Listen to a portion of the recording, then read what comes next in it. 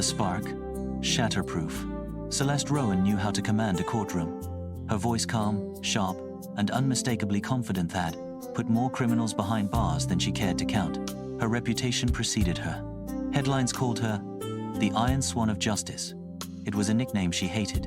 Still, as she stood before the jury, her navy suit tailored to perfection, her hair pinned with surgical precision, she knew this case would seal her legacy. A political corruption scandal, years in the making, unraveling with every calculated word she delivered. She paced with grace between the defense and the jury box, every gesture intentional. Her client, a state senator, had been blackmailed, not corrupt.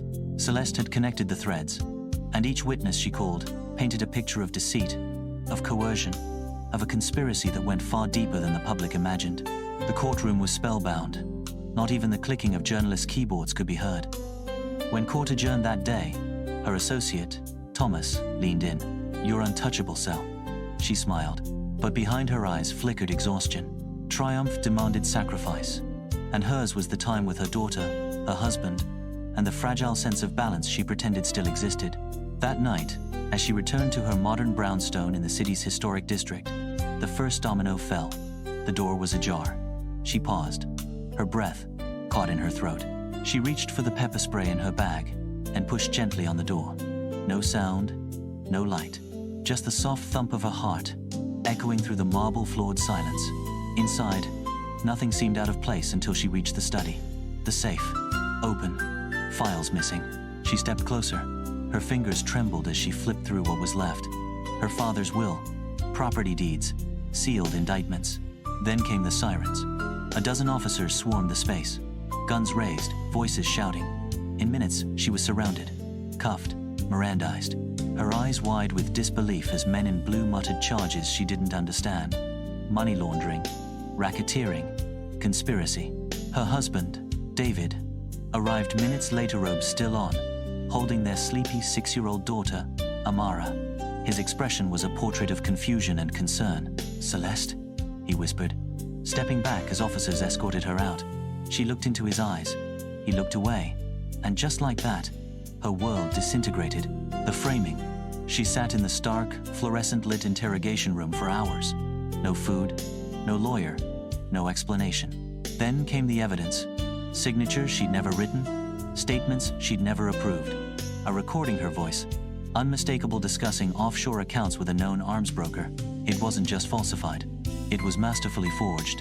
Her former colleague, the assistant district attorney, paced before her with visible discomfort. "You have enemies, Celeste, but this is airtight." She was arraigned the next morning, shackled, dressed in county orange. The courtroom buzzed with reporters, former rivals, curious onlookers. David sat behind the prosecution. Amara clung to his arm, half asleep. Celeste tried to catch her eye. The child blinked slowly, confused. The judge denied bail, and Celeste was taken to county lockup. The hollow days. Her time awaiting trial was a blur of routines and hollow stares. She tried to write, to gather her thoughts, but the evidence against her was overwhelming. Every phone call monitored, every visitor scrutinized. David never came. He did, however, appear on television, gracious in his grief, thoughtful in interviews, accepting sympathy as the betrayed husband raising a daughter alone. "He's good," she muttered to herself in the cell. "Too good." Then came the anonymous envelope. No return address, just a photograph. David, in a hotel suite, with Senator Alder Kincaid, and a contract with her forged signature. The betrayal was complete. Trial by fire. The trial began amid a media frenzy. Celeste's defense attorney, underpaid and overworked, struggled to keep up. The prosecution painted her as a criminal mastermind, a woman who exploited her position for power and wealth. The jury, composed of working-class citizens, didn't see the woman who'd fought for justice. They saw privilege, coldness, and scandal. The verdict: guilty, on all counts. Sentencing came swiftly. 15 years, state penitentiary, no parole for the first 7. She didn't flinch. She refused to give David that satisfaction. As she was led away in chains, she passed the courtroom gallery. David stood with Amara in his arms. He smiled, and that was the moment she vowed, "I will return, and I will bring hell with me." Baptism of steel. The state penitentiary was worse than county. Darker, meaner, full of women hardened by pain and blood. Her first day, A gang leader named Rhonda cornered her in the showers. "You that Swan lady, huh? Think you're better than us?" Celeste didn't answer. The first punch fractured a rib. She spent a week in the infirmary. That's when she met Lena Vargasa Leifer, with scars both seen and buried. Lena never asked questions. She offered ice and silence. In prison, silence was currency. Lessons from the damned. Lena slowly pulled Celeste into her orbit. There were rules, ways to move, ways to watch. "You want revenge?" Lena asked one night. Celeste didn't respond. "You will. One day. They all do." The days turned to months. Celeste read legal texts from the prison library. She studied every detail of her case. She took notes on inmate stories people David and Kincaid may have crossed. She built a web in her mind, thread by thread. 5 years passed, and then an appeal was granted. Procedural error, a path forward. Not freedom, not vindication, but a crack in the wall. And cracks were how sunlight got in. The abyss. Ghost on the pavement, Celeste stood at the edge of the prison gates, holding a single duffel bag and a paper envelope with her release paperwork. The sky above was washed in dull pewter tones. Cold wind swept through the parking lot, but no one waited for her. Freedom didn't feel like freedom. It felt like exile. She took a bus, sat in the back, hood up, head down. She had one destination, a rundown motel near the industrial district. It was cash, only, a place where people went to disappear. The room smelled of mildew and desperation, but it had a bed, a desk, a lock on the door. She laid out the envelope of documents on the desk. Her appeal had been granted on the basis of improper evidence handling. That technicality didn't erase the stain on her record, but it gave her one thing she hadn't had in years: leverage. Phoenix Files. She started with public records, traced David's recent investments, his new marriage to a rising political consultant named Talia Royce. Their home gated, pristine, guarded. Then she moved to Alder Kincaid. The senator had gone quiet after a scandal involving pharmaceutical lobbying, but he still held sway in the shadows. She charted names, timelines, locations. Each night, she sketched on the wall with a red marker, a web of betrayal. She called in a favor from Lena, a number scribbled on a napkin from years ago. "Where'd you land, Swan?" Lena's voice rasped through the burner phone. "On the edge of the world," Celeste replied, ready to push back. They agreed on a meet, the Black Mirror Cafe. They met at an abandoned cafe repurposed by the underground. It had once served the arts district. Now it was a ghost shop for secrets. Lena looked older, but not weaker. Tattoos faded, hair cropped shorter. "I got people who can help," she said, "but you'll owe. I've paid more for less." They shared intel, names, passwords, weaknesses. One of Kincaid's aides liked to brag. One of David's new companies had falsified data for a cancer trial. Celeste's legal mind mapped it all. She wasn't going back to court. This time, justice would wear no robe. The girl behind the glass, Celeste, visited Amara's school from afar. She watched through the gates as her daughter, now 11, laughed with friends. Taller, brighter, a different personne. It hurt more than the years in prison. She followed from a distance, memorizing her schedule. She never approached, never revealed herself. But each day, she left a note, a pressed flower, a riddle. Amara began collecting them. David's weak link, Celeste, planted a mole in David's company. A young intern named Mallory, who owed Lena a favor. Mallory wore a wire, uploaded files to an encrypted cloud, sent Celeste blueprints, memos, contracts. They found what they needed: proof that David had falsified FDA compliance documents, proof of bribery, proof of offshore accounts traced back to Kincaid. Celeste compiled everything into a dossier, but evidence wasn't the goal. The goal was collapse.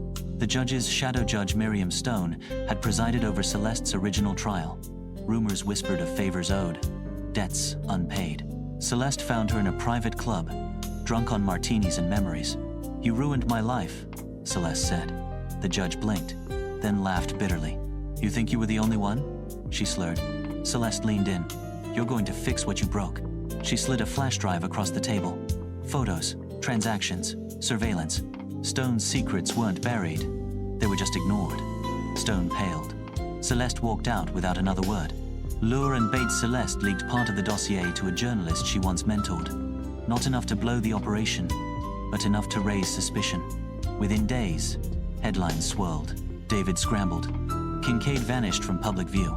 Talia Royce deleted her social media. Phase 1 was complete. Next came the real trap. The puppeteer Celeste's plan moved forward with the precision of a chess grandmaster. She began making anonymous donations to legal aid societies. She offered pro bono assistance under a pseudonym Jules Harper. Her real identity, meanwhile, remained a ghost. In silence, she gained power. Mallory fed her more data. Lena intercepted calls between Kincaid and an offshore operative. Celeste started dropping digital breadcrumbs into secure federal channels. Audit requests. Anonymous whistleblower tips. Enough to raise alarms. The authorities were circling.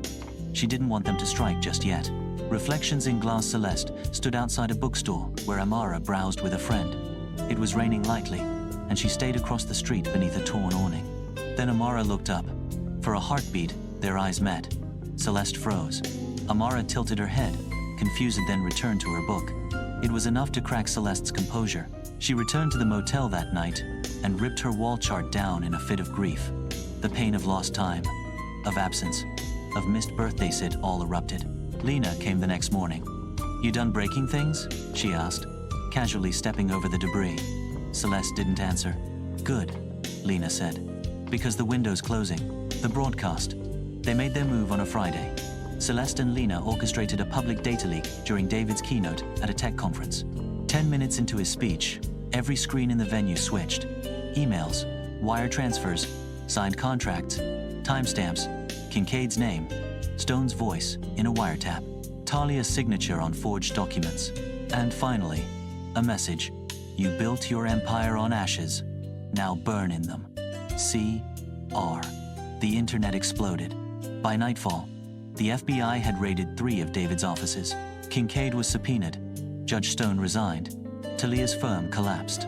David, however, remained free under investigation, but untouched.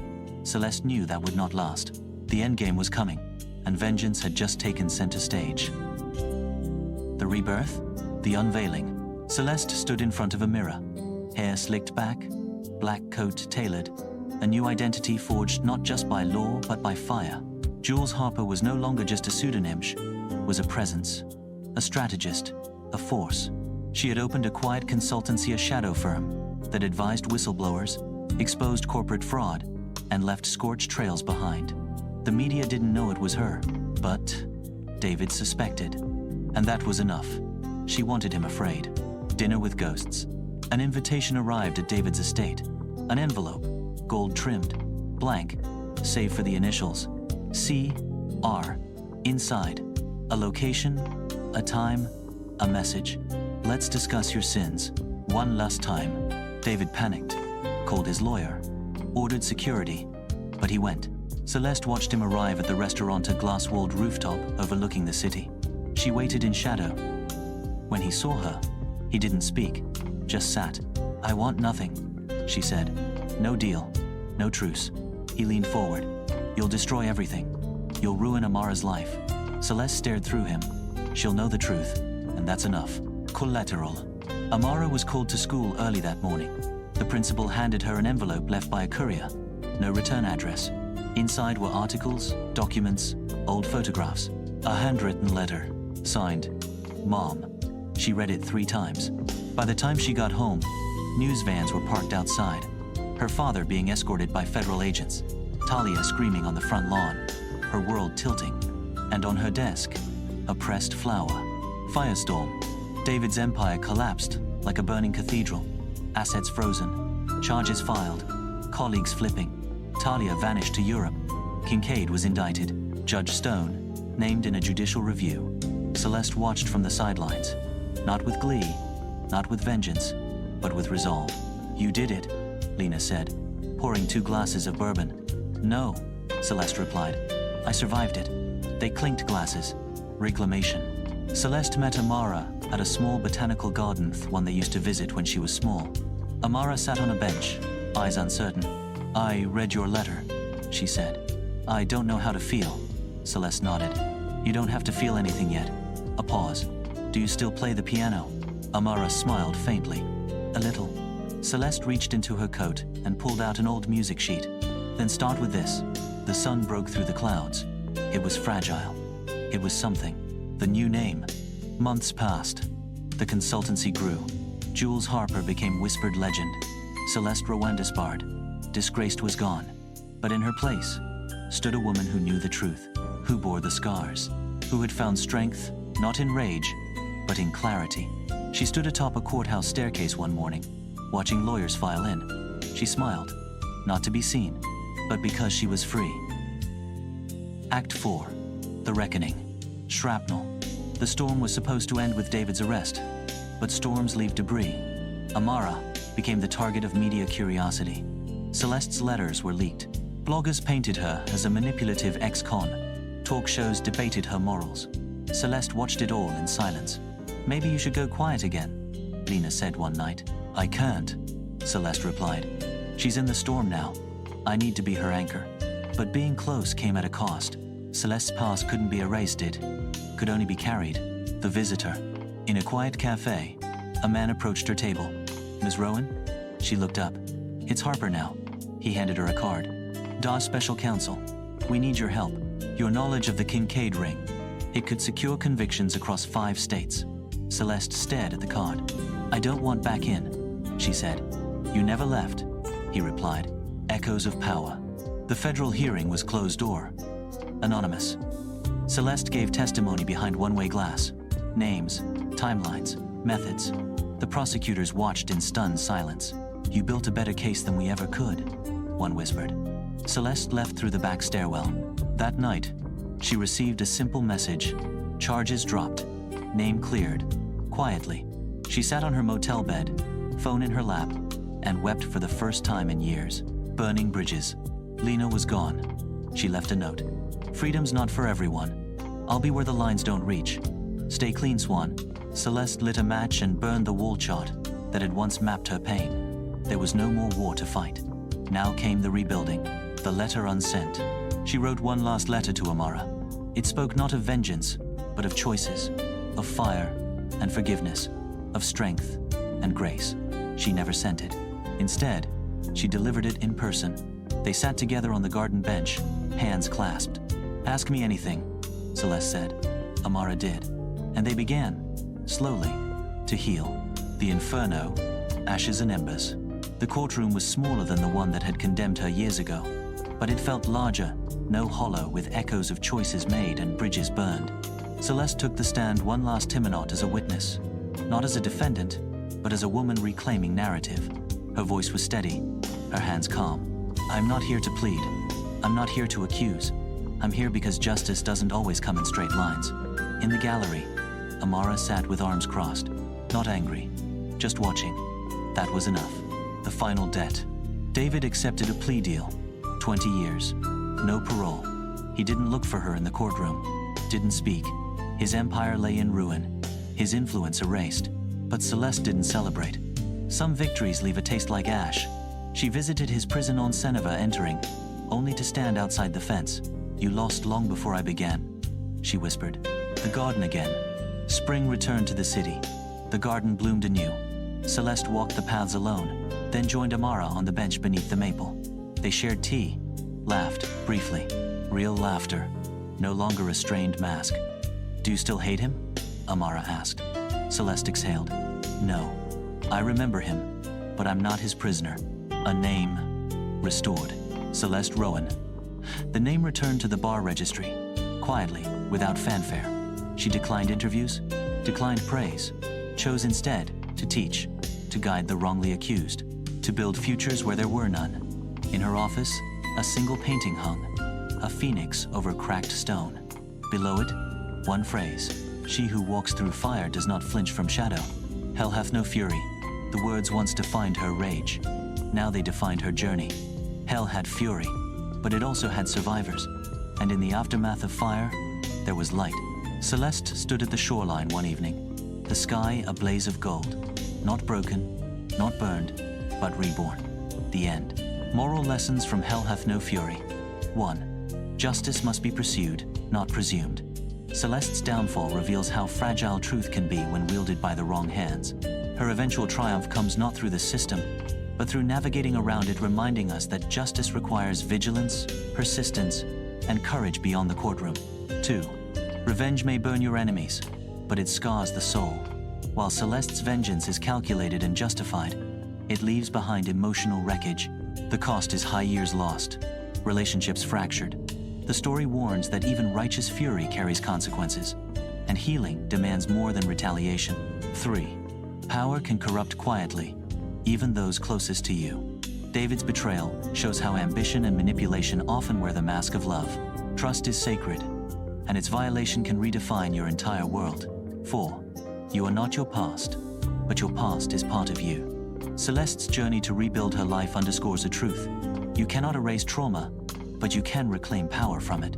She doesn't become who she once was. She becomes someone stronger, wiser, and more intentional. 5. Forgiveness doesn't require forgetting. Celeste never forgets what was done to her, but in time, she learns to forgive not to absolve others, but to free herself. Letting go becomes her act of defiance against bitterness. 6. Women who rise from ruin carry fire in their veins. This story is ultimately a tribute to resilience. Celeste doesn't wait to be rescued. She builds her own path, defies her destruction, and becomes her own savior. It reminds us that female strength is not always loud, but it is unbreakable.